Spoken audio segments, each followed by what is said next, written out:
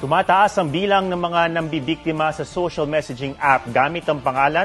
Arestadong isang online scammer matapos nakawin ang digital wallet ng isang estudyante. Nadala sa postura kaya nakahikayat ang isang babae.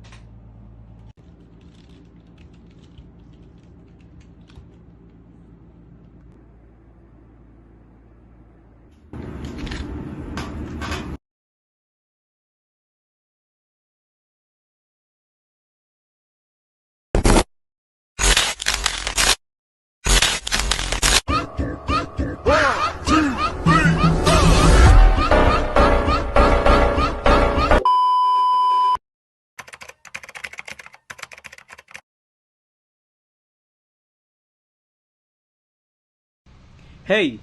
Good morning, good afternoon, good evening everyone. Today, we are diving into the crucial topic of protecting our privacy online. In this digital age, safeguarding personal information is more important than ever.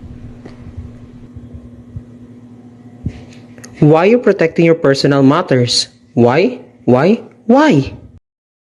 Because privacy online is not just about keeping our personal lives private.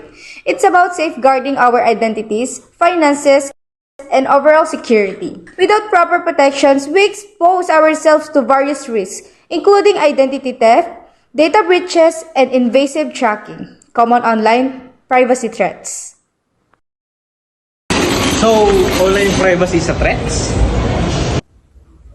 Okay, let's discuss some common threats to online privacy, such as data tracking, surveillance, and phishing attacks. This threat can compromise our sensitive information and lead to serious consequences if not addressed.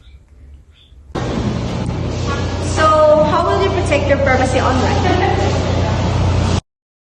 To enhance our online privacy, we can take proactive steps like listing personal information on social media, using privacy modes, deploying virtual private networks, VPNs, and being cautious with online interaction. These measures help us secure the digital benefits of privacy protection. By prioritizing our online privacy, we not only safeguard our personal data, but also maintain control over our digital footprint. Protecting our privacy empowers us to navigate the internet confidently and responsibly. So at all, protecting our privacy online is a responsibility we all share by understanding the importance and privacy at all, recognizing in common threats and implementing best practice. We can safeguard our digital and identities, enjoy a fostered online experience. So let's convict and let's commit to prioritizing and privacy, staying vigilant at the dead forward. So use social media in a good way, not in a bad way.